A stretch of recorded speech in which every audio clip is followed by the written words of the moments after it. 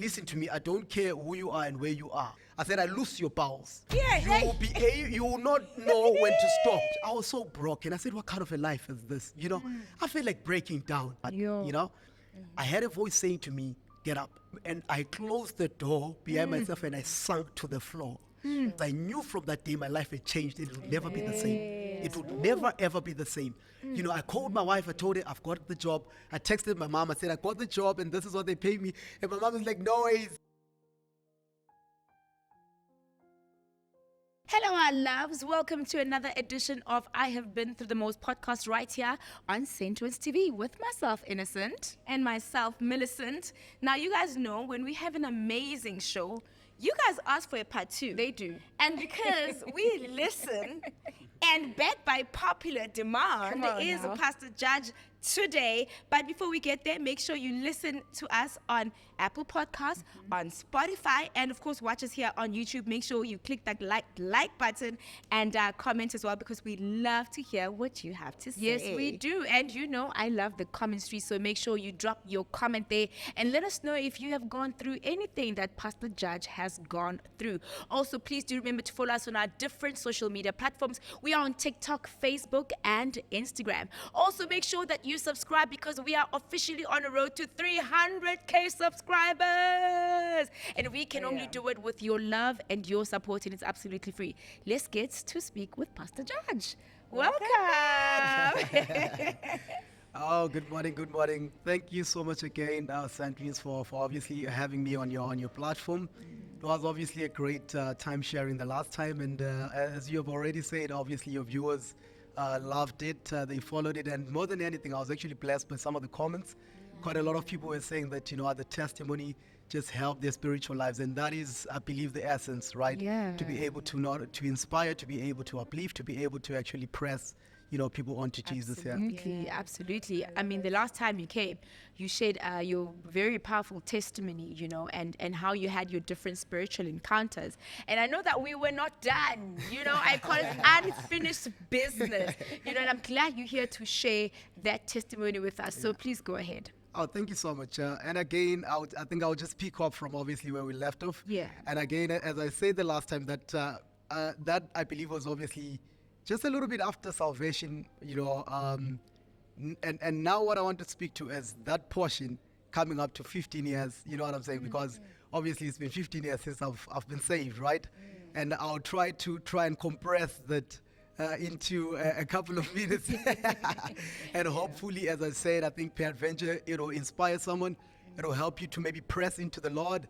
If you're not saved, maybe even get you saved, right? Because that is the essence, just to be able to say, let's maybe just shed light on some of the things that are not very, you know, easy to sort of follow and understand.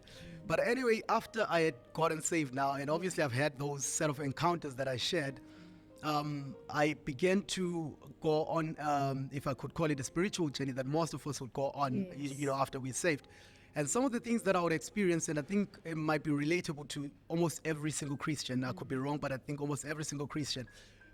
Sometimes we'll be at church, right, and we're worshiping, and I'm closing my eyes, but I'm feeling like my tears streaming down my cheeks, right? And when I open my eyes to check, there's nothing. But I close my eyes again, and I literally feel like tears are literally streaming down. And I don't know, I think it was some sort of cleansing, whatever it was, but that is what I would occasionally sort of experience around that time. And then at times I would literally go to sleep, and I don't know, in my spirit, man, I would just experience worship. I don't know if, but I think it's consistent. I've heard many people almost give a very similar testimony. You'd almost hear maybe almost like the voices of angels, like people worshiping, like, you know, deep worship. And I would be literally in that state from the night until the morning. You know what I'm saying? Like literally, I would literally feel like heavy worship until the morning. You know what I'm saying? But I believe that obviously God was also just sort of reorientating me into a new sort of, economy in the spirit, as it were, because I'm a person coming straight from the world, and then now I'm getting, you know, sort of inculcated in a new sort of understanding. Remember, the Bible says that do not be conformed to the world, but be renewed by the transformation of your mind, right? And the reason why I'm saying this sort of scripture is this. back of the last episode that we had, I had a chat with one very dear mentor of mine. She used to be sort of like one of my bosses in a previous role at one of the banks, right? And she's also a Christian, a wonderful, wonderful lady. And she asked me a very simple question. She said to me, "Man of God, let me ask you a question. Is it possible for a person that is born again, full of the Spirit of God, to be possessed of a devil?" And I say to her, okay, this is a very tricky one, but I'll answer it as best as I can in the short space of time, because obviously we're talking over WhatsApp. And I say to her, I've seen a lot of people get delivered, staunch Christians. I've seen pastors get delivered. And I say to her, I think it's not more a question of they have the Spirit of God inside of them, then how does this happen? Because I think that's where the confusion is. The confusion is you have the Holy Spirit. How does the devil come into you? And then I said, okay, listen, before I get to that portion, let me ask you a simple question. After 40 days and 40 nights of fasting, Jesus coming out of the wilderness, who does he meet first? Yeah. You understand? She says the devil. I said, you would have thought that he's full of potency, full of power, full of the fire of the Holy Ghost. I mean, like, this guy has been 40 days in. And the first person he meets is Satan, Lucifer himself in his glory, trying to actually give him a threefold temptation, right? I said to her, okay, let's leave Jesus. Jesus is the Son of God. He's still God, and we believe and we know. The Father himself, after the sons of God came to present themselves before Jehovah, who came amongst them? Yeah. She said, okay, Satan. And he said, where are you coming from? Saying, from up and down, walking through and fro up across the earth, And he said, did you notice my servant Job? There is none like him in all the earth. The man that is upright and that fears the Lord, that excuse evil. I said, the devil does not fear God. The devil fears the power of God. Ooh. And not only the power of God, he fears the power of God activated against him. Come on. You know what I'm saying? So a lot of people are sitting with potency, sitting with power, but they don't activate, they don't weaponize it against the enemy. Yeah. And the enemy can sit here and have a conversation. If you can have a conversation with God, who are you? So a lot of people get oppressed, demon possessed, all sorts of things. And again, understand this, possession happens in the realm of your soul and your body. That's why a lot of infirmities are seen in the body or in your mind, because mentally speaking, but never in the spirit, because the Spirit of God comes into your spirit. So what gets born again is your spirit. Your mind is still the same. It needs to be transformed by the renewal of the mind. As you study the word, you are now inculcated into a new theology that changes the way you think and the way you engage your world, right? We may still need to administer healing to your body, even after salvation. Yes. Right? So grace, as it were, does not cover your healing. So if that is true, grace does not cover your deliverance. If you had any diabolic hold, we still need to cast out the devil as Jesus Christ cast out the devil. We've seen Jesus do it, so we do as we have seen the Master, right? Okay, now let's get to my story now, going back. So I answered in that manner. But you had to be a pastor there for a few for a second. So that people don't get a lot of things confused. And why do you do deliverance? And why do people roll on the floor? And why do people sometimes vomit? I have seen a lot in deliverance. I've seen physical. Let me share one story before I go to my story. I think a couple of months back, about around December, I was at church and I was ministering. And as we are praying, I hear the Spirit of God. Actually, I feel an itch at the back. God speaks in different ways, right? I feel an itch somewhere on top of my back here. And while I'm about to scratch that itch, and I've turned back, walking back to the pulpit, I hear a voice saying, there's something on their back. So, and again, as a minister of the gospel, you need to move by faith. Come on. Everything is not by sight, it's by faith. So I hear the voice and I repeat it immediately. I said, there's somebody here, there's something that's walking at the back of somewhere at your back here. Before I turned around to look back to the crowd, a lady that was at the back of the church, literally the power of God threw her to the wall, and she fell down. Okay, now we start off with the deliverance. The power of God sets her free, right? Cast out the devil, all that good, great, and she goes on. The next week, Sunday, she comes to church, and she has a bottle of your bottle of water, and it's half. No, it was even empty. Yeah, but it was a bottle of water. But inside there, the bottom, there is a little thread-like thing, right? And she came to me, I know she will know, obviously, she's part of the church, so she will probably see this. But anyway, she says to me, man of God, this thing came out of me, and it's inside of the bottle. It's like, it looks almost like a snake, but you don't see the head. It's almost like the tail on both ends of it. Sure. You know what I'm saying? She says, after when I went home, I felt like something was coming out from underneath. So I looked, and this is what I saw, when I was about to pass. So I took this thing and I put it inside here. And I brought it here. I said, no, not a problem. We'll go and I'll pray and I'll bend it. I'll just get rid of it. Then she said to me, every time I'm about to enter into a new season or something good is about to happen to my life, I feel something moving at my back. And whenever this thing moves, whatever it is, it gets aborted. This is how some things operate, right? So there is a lot of things, as it were, that happen that are strange. That's why some people will tell you that I go to sleep, sometimes I wake up with scratches. Sometimes I feel some things moving in my body. I feel this and that. Sometimes you have people that have dreams where they have, they dream of people making love to them. And we call them wet dreams because we have all these biological, scientific terms to try and make spiritual things that are look spiritual like make sense. Let's make it look intellectual. You know what I'm saying? But it is spiritual. Because there is a realm in the spirit, and there is a realm that superimposes it upon the realm of the earth, right? Listen to what God says to Job.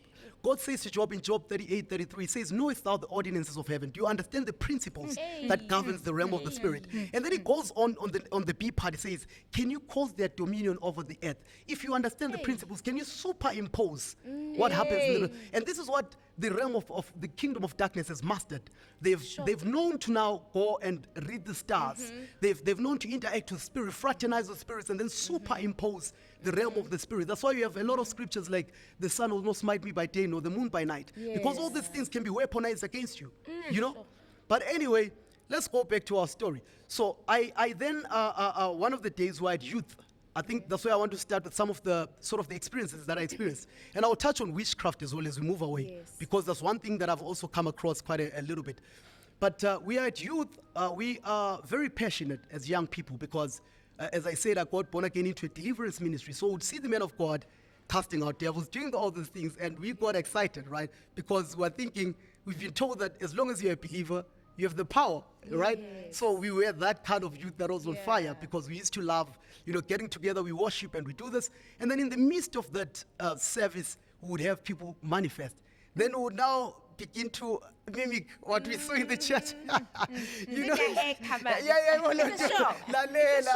there. Who can shout the loudest or go the hardest?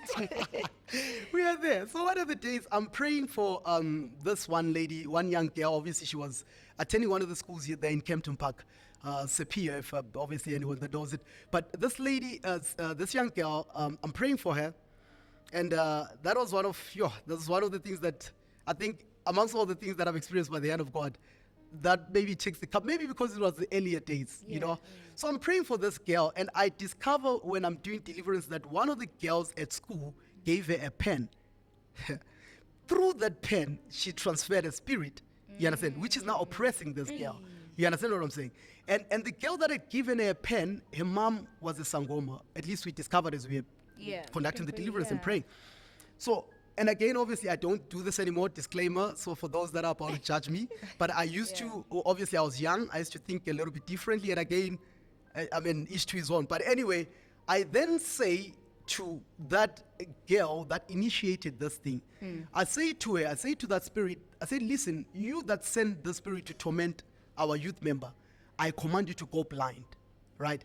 But I was angry because I just looked at this girl and I thought, like, why would you just, oppress a girl like this? So then you cursed there. Then I spoke, you understand? And I spoke out of anger. Back to sender, but then I put a sort of an instruction. I said, I command you to go blind. Then I went on to say, but you will recover your eyesight if you confess and repent that Jesus Christ is Lord. You know what I'm saying? Apply. So exactly, I put terms and conditions. So I remember if I told you guys, I said I used to work for a transport and logistics company. I was a truck driver assistant at the time. And again, that's a glorified title. I was just a manual laborer. If I'm going to be plain, right, I'll sit next to the driver. But if we get to the place, I'm the one that's lifting the boxes. You know what I'm saying? Loading the truck. That was me. I was that guy. But anyway, so I go to work on Monday, busy with my box, I'm going on, but I was on fire, man. If there's anything that I recall about the time, I used to love Jesus. So even in the truck, you'd find me with my Bible, reading it, I would literally be reading my Bible between stops, close it and get off and load boxes and then, continue reading. That was me, fasting and even picking up boxes. So we're in the warehouse, and I remember, I don't know if whatever I was doing, or maybe taking dimensions of the boxes or whatever, my phone goes off. Pick up my phone and answer it. There is one young man, he's a pastor now. I won't obviously mention his name because he's since also left the ministry, and but he would know himself, obviously. One young man that was, some of the young guys that were younger than my age group, that were grooming there. But at the time, we had made him sort of a head of his school fellowship. Okay. And that is the school that this girl went to. So he calls me. And it's a Monday now. Remember, youth is on Friday. It's now 2 days later.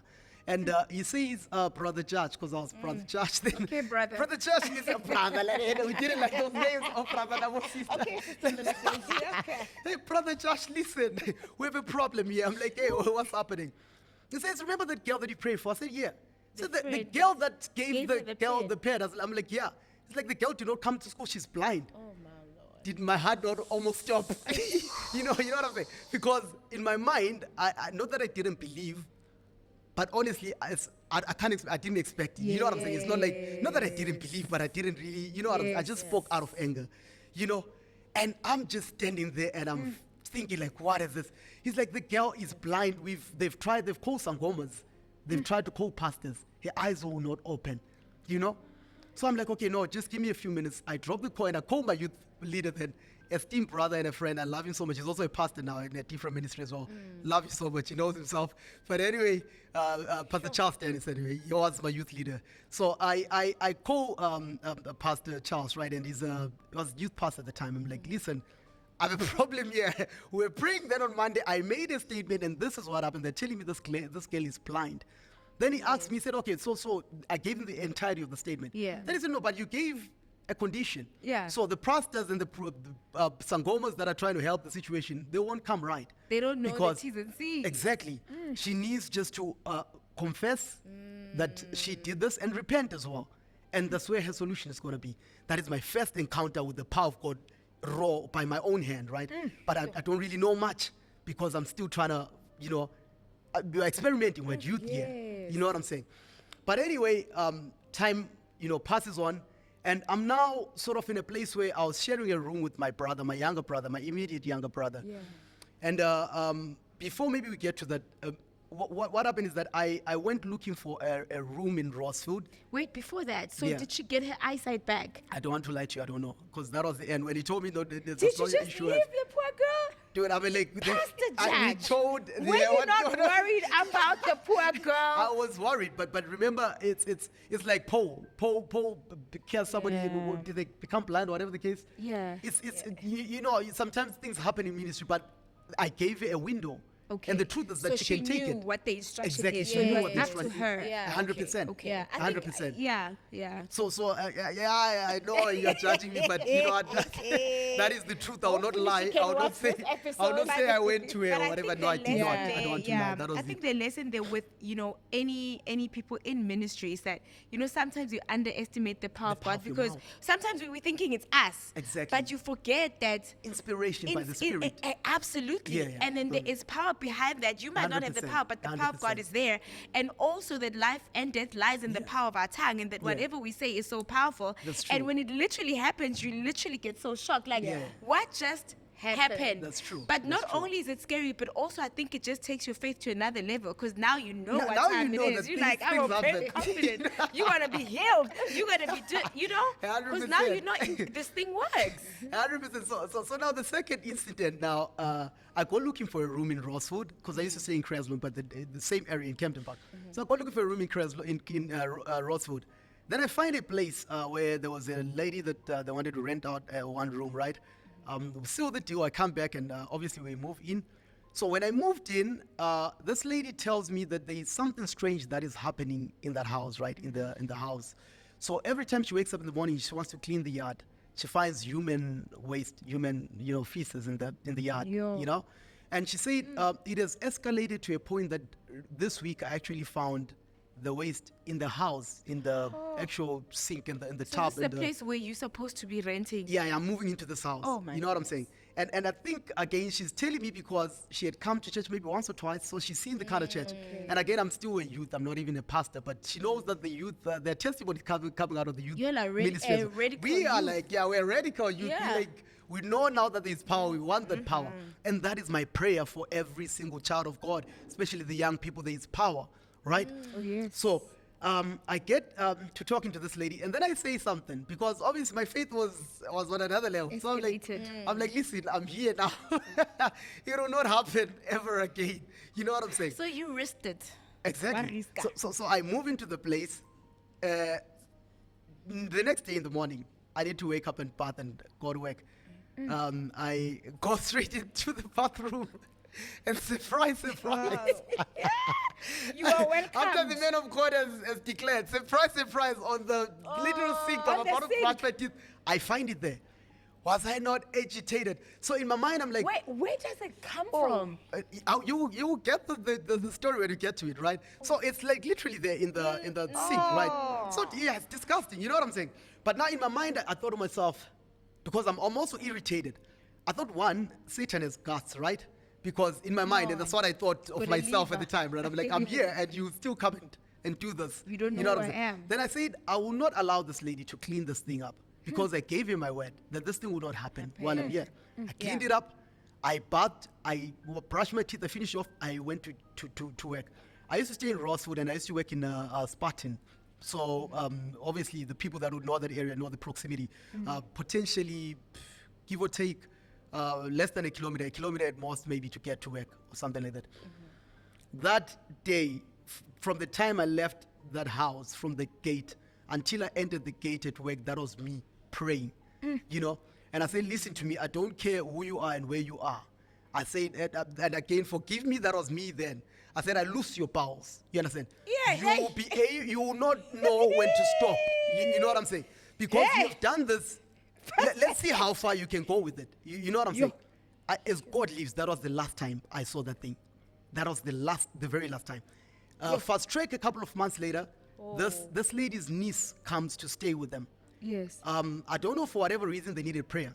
Yeah. I pray for the niece. The niece manifests. We then discovered through the niece manifesting that the ex-girlfriend to the husband had decided to afake isicitho lapha emshadweni, and that's why that thing was happening then a couple of months back. So by some orchestration, that lady had orchestrated to bring commotion within this marriage, so that this whatever happens, so that they split, right? And from that day, this lady's husband, he loved me so much, you know, because then God delivered the niece. I pray for him as well, but he loved me a lot, such that later on in life, and I'll get to the story, when I got really stuck, I was really battling to even pay my rent. This guy refused for me to move out of that house, and he said to me, like, listen, you will not move just because you do not have, but you will stay until you're stable. At least you can move out because you have a better way to go to. And I believe that was God's way of sort of provisioning for me at the time, because things were really tight for me at that time, you know. But anyway, fast track, and I'll just try and, because I'm trying to compress 15 years here, just a few things that I've sort of experienced along the way. Yeah. And then maybe before I talk about this part, because I want to sort of have a sequence, a little bit before now, me and my wife get married, right? I start getting pressure from God that it's time for me to get married. But at that time, my younger brother that I was telling you about had moved out of that place. And if I'm going to be honest, he was basically the only person that I sort of relied on, that, you know, we're trying to partner together and face life. And he left me at that point, you know, fairness, and I was in a fix, right? And I couldn't turn to anyone, because I told him my dad has always been around until he passed on, but he was not the kind of person that, he was never really present. So we really sort of rekindled our relationship towards the end of his life. So at that time, there's no one that I can turn to. My mom is also, you know, she's lost her mind. I'm stuck. Thus, my young brother leaves the room, and I'm alone in this room. So I'm now battling to even pay rent. That's where that guy refused for me to move out. But anyway, my wife at the time was doing a teaching degree at Teflop. Mina Vele, I did not continue then with varsity, because after I finished my matric, which wasn't even that great, you know, I didn't have any funds to then proceed, right? So my mom's strength had come to its end, and my dad was never there. But anyway, Mina Vele, I'm now there stuck with that job, you know, me and my boxes. And God starts putting pressure in my heart to get married. So I'm like, how do I get married in such a situation? I can barely take care of myself. Why would I even want to, you know, introduce someone else into this equation? And the pressure becomes very heavy. So I then engage my youth leader then, and I'm like, hey, Emoji, I have a problem here. I feel this heavy pressure. God is telling me it's time. But you know, he even laughed, because I mean, like, me and him, we used to I mean, he knew that it was tough. We used to go around even delivering the youth after service. Like, we had quite a nice bond. And he's like, but I mean, like, look, if God is saying it's time, it is time, then maybe go for it. So I tell my wife, please tell your parents I'm coming, and that whole story arranged. I don't have a cent. I do not have a plan. I put the plan, like, listen, I put the plan in motion. And then one of the days she comes to visit this side, and I remember we had a service. It was a Sunday service. And again, God was also sort of putting a pressure on me to pray with her. You know what I'm saying? He wanted me to pray with her, but I didn't know how to do it because I'm thinking, you know, when somebody, I mean, our relationship is, we now close, we want to get married. So if now I start talking about, oh, can I lay my hands on you? You're like, okay, brother, I think you're now taking it a little too far here. Yeah. You know what I'm saying? And I knew my wife from, it's been years, you know what I'm saying? So like me now coming up and acting pastor. And again, we separated and she went to Ngani for a while. And I was like, so you know what I'm saying? But again, God is telling me things and I need to, you know. But anyway, we come back from church and I sort of try and, you know, apply wisdom. And I'm like, you know how you're always asking me that we're always praying at youth and this and that, and we've never really prayed together. Do you mind if we pray together today?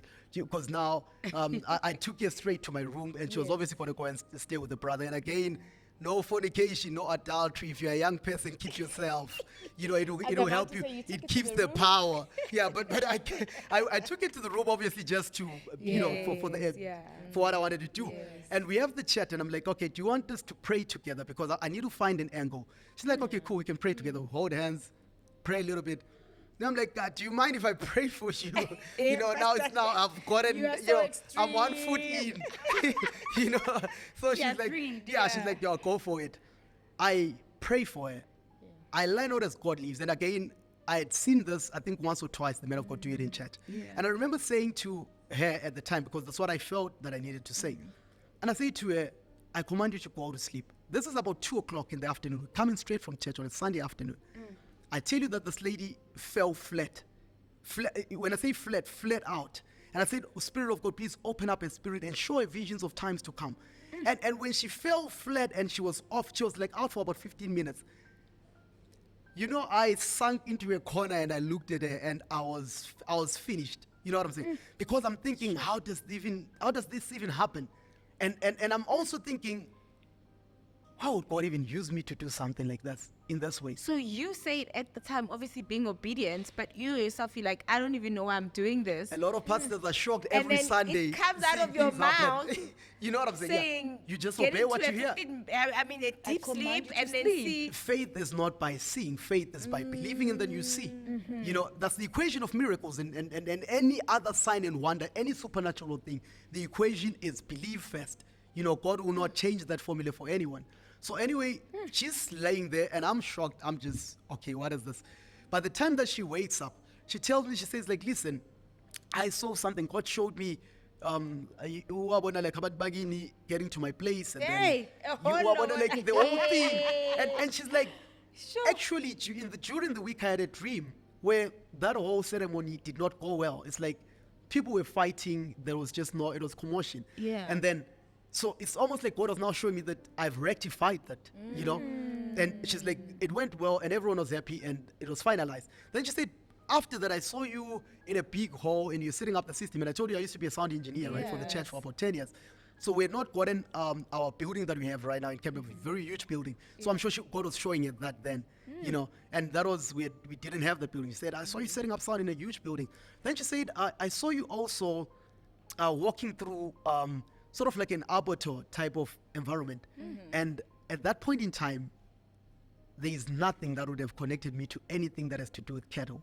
You know, I'm in business now. I'm also, I have a cattle sort of, you know, business as well. I'm breeding cattle. But she says, I saw you walking through, you know, meat that was almost like a butchery sort of arboretum setup.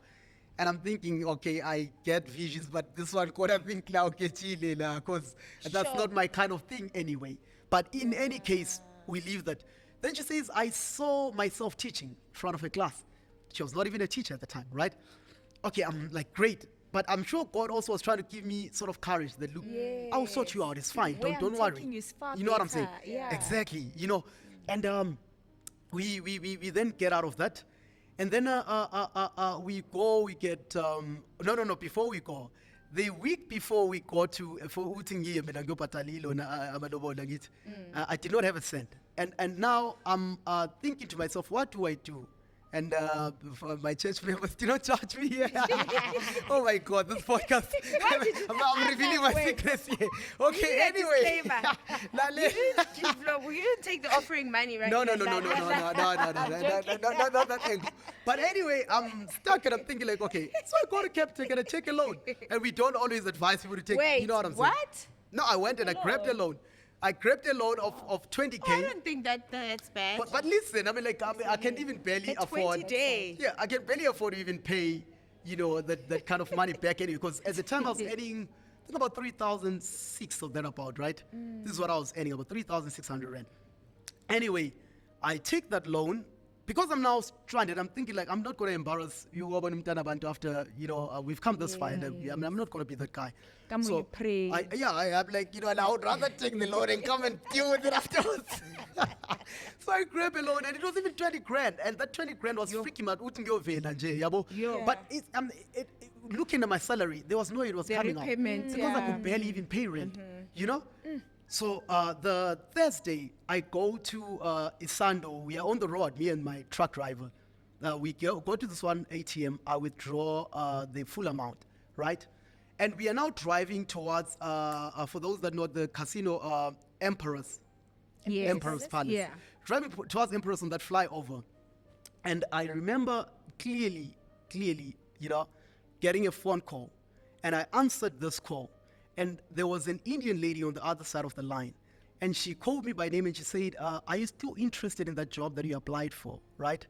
And I was stunned for a second because I'm thinking, like, what is she talking about? Then she said, no, I'm calling you from Nedbank. Are you still interested in that job? Let me tell you one thing. I did not have a degree, right? I had only done matric, which was not very great. I was working for a transport company. There's no ways I would have made an application to a bank, right? So, but I'm thinking, I have to think on my toes here. And I'm like, oh, no, I'm still interested. I'm like, then she's like, okay, I'll set up an interview for you. And then she gives me the date. I'm like, okay, great. And I drop the phone. So I even called my wife then, my girlfriend then. I'm like, did you make an application for me at a bank? She's like, no, I'd never ever made the application. To think, like, Do you know what I'm saying? in my CV, what did I do? Exactly. Saturday, I'm there. We says izinto zakhona siqede. Immediately afterwards, my wife says to me, that Thursday when you called me and we spoke, I also got a call afterwards. And they asked me to come for an interview, Alex, to one school. And usanda qeda iloni degree teaching. And then, so the funny thing, they needed to come back on Sunday, which is strange. Who does interviews on Sunday? You know, Sure. The same day, when we drive back. Yes, then she can make it so for the she interview on can make it for the Sunday. interview on Sunday. Okay, we go to the interview. She interviews fine.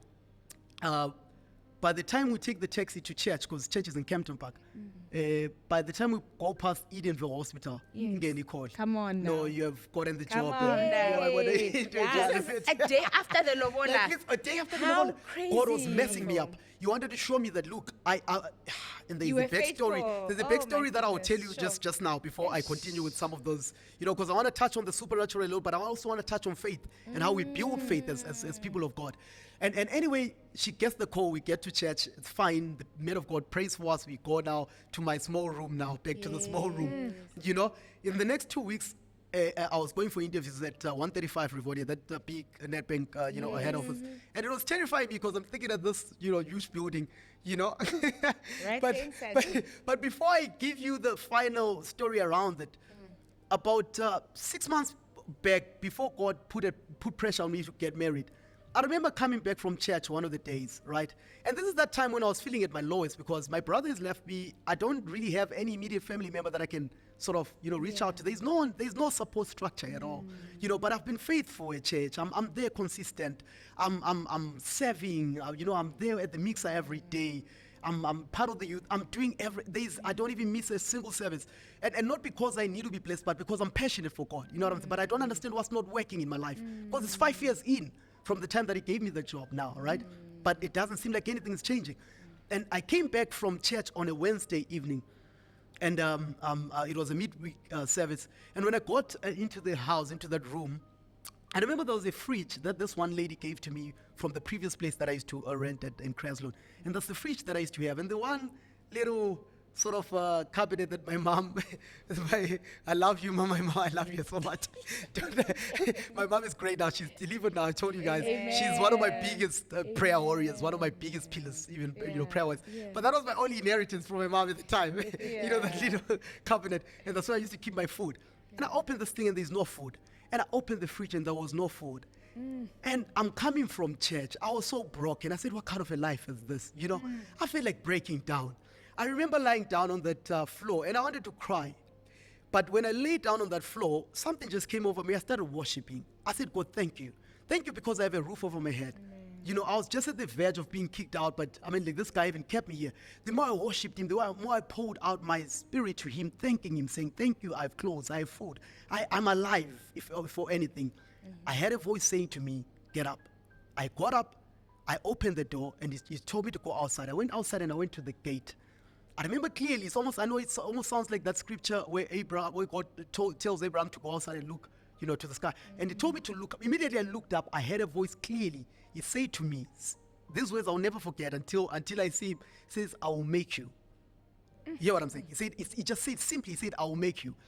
So I wanted to laugh because I'm thinking like, okay, that's a statement. And I even, and I've always maintained a very simple, honest relationship with God. And I looked up and I responded and I said, Father, I hear what you're saying. And I know that you are faithful, God. But from where I'm standing, I do not see how you will do it. I said, I don't even have a qualification. My matric certificate is not the best. There is nothing that I have. I don't have anyone that can, there is nothing immediate that shows me that my life will change. But I say to him, but when you do it, I will testify. I left it at that. So now, fast track after that situation with me having paid Lobola and all that, I went for a series of interviews. I remember the last time they called me then at Nedbank. I get there, and I found quite a number of people sitting there. And I love where we are right now, situated right now, because this place has a lot to do with this testimony. But anyway, we get there, and I find a lot of people sitting there by the table. And I'm thinking, if there's 4 or 5 candidates, am I going to make it? Because now I'm now thinking, the odds are now getting a bit increased. But I didn't know that they would actually present all of us with contracts. This lady gives us all contracts, and she says, the CTC is on page, whatever. She gave us the page. I flipped the page, and I remember I saw it was written 13,500, right? Sure. Per month, and the tax deduction would have been 1,000 at the time, so 12,500. And I remember just freezing, getting very confused. I don't think I even heard anything the lady said after that. Because my mind just Double blanked out. digits, like what? From 3,000 seats, whatever it was. This is like 3 times what I'm earning. Yeah. So I'm sitting there, she's like, are you guys comfortable with it? I did not even hear anything. And our reporting office was going to be the building across. That's where there was the business banking segment just across here. I was not going to work from that office, right? Anyway, I walk out. Before I walk out of the room with the contract, because you have to go and read it at home and then sign it and then bring it back. Yes. I looked for the nearest bathroom that I could find. I opened that bathroom and I closed the door behind myself and I sunk to the floor. I said, Father, thank you. Because I knew from that day my life had changed. It would never be the same. It would never, ever be the same. I called my wife. I told her I've got the job. I texted my mom. I said, I got the job and this is what they pay me. And my mom is like, no ways. There's nothing like that. I'm like, this is a bank. And my mom is like, no, you know how people, I'm like, no, this is a legit bank. There's no story. Yeah.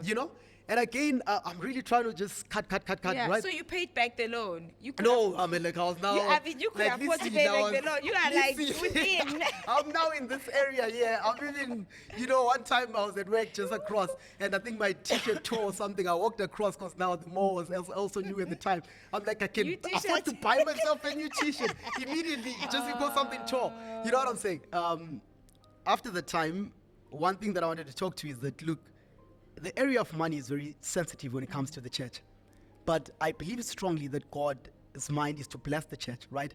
Found a lot of people that are scammers. There's a lot. And again, wherever you find fakes, you always find the real, people, the originals. They told me a story a couple of, years back that in America, in the banking sector, if you're going to become a banker, they'll present you with an original dollar bill, and they'll train you to just study that bill because it helps you to identify the fakes. So they don't show you fakes. Fakes, show the you the real variations are a one. lot. They show you the real one. So as a child of God, if you know the original, the fake will stand out, right? So I say this to say that at the time, I got, there was a sort of a program that was called, and a man of God came, and he called for a seed, which is something that has been bastardized because a lot of people have made money out of people, and a lot of people have been angry about it. But I'm talking genuine stuff, right? And this guy calls for a seed. It was for $1,000 and that was equal to 12,500 at the time, which was my monthly salary. And I'm just 3 months into this new job. And I'm thinking, I'm not going to go to the front because, there's a lot. And I feel the Spirit of God pushing me to go to the front. I go to the front and I get home to my small room and I apologize to my wife that, look, I pledged the monthly salary for next month. All of it, And I did actually go on and redeem that vow. Do you know what happened to me after that? And if you can actually go and check my LinkedIn profile, because then you would see, obviously it's reflected there. Yeah. Every 7 months, I line out as God leaves. From the time that I got this, initial role, which was an administrator role, I would get a promotion every single 7 months, different contract, different role. I moved from a money laundering, administrator to a money laundering specialist. I became a money laundering investigator and moved on, obviously, at a later stage now, became a transaction monitoring analyst. Right now, I'm a financial crime compliance officer, right? Wow. And I've the gone on to zeros study. kept coming, brother. Things just Wow. began to change. Why? Wow. Because God wants us to have influence as well as money. Money is, there's nothing wrong with money. The love of money is not right. It's clear from the Bible. The love of money is the root of all evil. But the same Bible says money answereth all things. Money is a defense. In the book of Deuteronomy, God says, thou shalt remember the Lord thy God, for it is he that giveth thee power to make wealth. God will not give you power to do what he does not want you to have. It's as simple as that. And again, they are what we call the 7 pillars of societal influence. You have education, religion, arts and entertainment, some of you, the things that you guys do, education and all that. We have to flood in those areas Take up and that bring the space. kingdom to come on earth as That's it is in it, heaven. heaven. The kingdom agenda is to change the nations and the world. come on If now. God wanted us to get born again and die and go to heaven, that would have We've been happened. heaven already. But you see, religion other prepares side, you we are for on the an afterlife. assignment. Kingdom prepares you for here. Yeah. It says, tarry until I come. As a faithful steward, show yourself as one that was able to take care of the affairs of the master. So whether you are a pulpit minister, and again, it doesn't mean that you are called to ministry, you should not work. I work. I'm a businessman and I work and I'm a pastor. Nothing wrong with that. Come on. It is given of God. It's the mind. I went out to study. One of the banks actually funded my studies because I work for them and I thank them for that. But that is the mind of God. We have to arise. We have to have influence. We have to become better. And again, just to tie up and go back to some of those experiences. One of the time, I'm with my wife. We are at sort of a funeral of sorts. One of our church members had passed on, and my wife gets a phone call, and they tell her that her sister-in-law is sort of paralyzed, right? From the morning until that time, she had lost her speech, and she was getting partial paralysis on the right side. She was paralyzed. Immediately, she told me, by some reason, in my spirit, I turned around and I looked at her. I said, it's not natural. It's not everything that you see that is natural. Yes, diseases can be natural. I'm not taking that away from that. That's why we have doctors, and doctors are of God. You have to go to the hospital if you're sick. Nothing wrong with that. Yeah. Apply faith and apply what God has given us. Amen. There's nothing wrong with it. But anyway, I tell her that this is not natural. And I asked her, would your brother allow me to pray for his wife? Because the brother at the time is my brother-in-law, but he doesn't know me that way. She talks to him. He says, okay, cool, I can come over. We drive to Alex. They stay in Alex. They used to stay in Alex. I get there, and I find her. She's paralyzed the right side, and she's not speaking from the morning. So I pray for her. The power of God comes upon her. Immediately, that spirit starts to manifest. And the brother is shocked. It's like, this person was not talking from the morning. I'm like, yeah, now you see that some things are sort of spiritual. Unfortunately, it was in-house. And again, it's not everyone that is close to you that wants your progress. You have to be as wise as a serpent, as gentle as a dove, the Bible says. Even family members. So it was within the family. So was she bewitched by a family Bewitched by a family member, And now the tricky thing is this, because these are my in-laws, and I'm gonna touch on top because I'm trying to be sensitive around it. But anyway, I pray for her and God releases her. She recovers, her side, which was getting literally paralyzed. We could have said it's medical. We could have left it. She would have been paralyzed till today, But again, as my culture was at the time, I said, listen, wherever you are, I will not paralyze you completely, but let your leg go. I return what you said to the leg. You know what I'm saying? It was only years later when my father-in-law passed on, and I'd forgotten about it. And we traveled with my wife to Limpopo, and now we're sitting in the house instead where because my father-in-law used to be a polygamous man, right? So different homesteads. So I'm sitting at my mother-in-law's homestead. This lady came from a distance. In the leg. And she was walking, and she was limping. And when she got close, it dawned to me, and it came to me that prayer a couple of years back. And when she got here, she just said, I'm needed in another village, and quickly she just left. You know what I'm saying? I say this to say, not everything is natural. That is one of two so far, of paralysis that I've seen that God hasn't done when people are literally paralyzed. It's one of two. You know what I'm saying? So some things are orchestrated of men because there are people that fraternize with spirits and that want to superimpose the realm of the spirit and control the affairs of men. So it says to you and me that we need to pray. We need to remain steadfast. As we are, a civilized sort of society, we also understand that we're also a spiritual society. Civilization does not take away from spirituality. You pray and you dress up and you wear a suit, you go into the office, but you take care of affairs there. Come on. You understand? Some of my promotions now, one last secret maybe that might help one or two people. Some of the promotions that I've gotten at work, please forgive me, my previous managers. I would get to a place where I want to get a promotion, or maybe I've put in an application. And because the Bible says God is the father of spirits, I would then sit down. He's the father of spirits. He's in charge of everything. And if I would contract with him, if you want me to get to the next step, I will, obviously. But because you are the father of spirits, it means I can summon spirits. We're all spiritual people. In the night time, in my prayer time, I'll sit down and I'll open up the emails and look at the attendees of that interview, and I'll call them, and I'll set chairs like we're sitting here, and I'll call them and sit them down and have the interview before the interview, and we agree that I am a candidate, a worthy candidate. And I don't mean it to say that for me to be lazy. No, I'm one of the hardworking people that I know personally, and I'm not trying to blow my own horn. I work.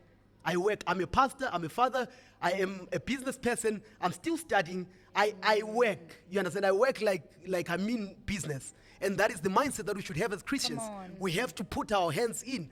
But again, we're spiritual people. Grace just elevates what you have done. So I'll sit down, call them, conclude. Interview. By the time I reach them, I know it's a done deal. You got your job. All things in the spirit. Wow, sure. Yeah. Pastor Judge. Only you can do it. He can literally just narrate. Yeah, the whole time. I love it. Thank you so much for sharing. Thank you for being here again.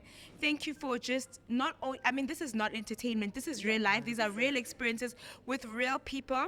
And what I really love about the show is that we highlight so much that not everything is physical.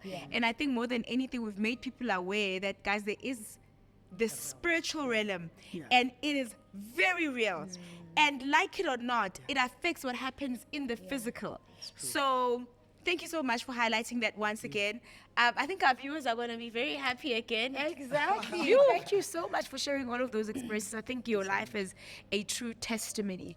And thank you that we get to experience it. And I know that so many people are touched by your story. Continue to watch, follow, subscribe for more entertainment. Thank you so much to Pastor Judge for being here. May the good God bless you. So today was a very, very special show because we are on a different set. I'm sure you have noticed. Today we're actually having like a live recording. We have a live studio audience. Hey guys, it feels so amazing. So I hope you at home can feel the energy in the room because we are absolutely loving it. This is a first for us, hopefully not the last one. But yeah, thanks for watching. Make sure you hit that like button, you comment down below. We'd love to hear what you have to say. And of course, if you have an experience that you really love to share with us, it's pretty easy, Centtwinz@gmail.com. and we'll call you up. From myself, Innocent, and myself, Millicent, and our awesome guest, Pastor Judge, and our incredible audience who's joining us today, and of course, our incredible Centtwinz TV fam, our crew and director and makeup artist, hairstylist, camera, and everybody. Wow. It's bye for now. Wow.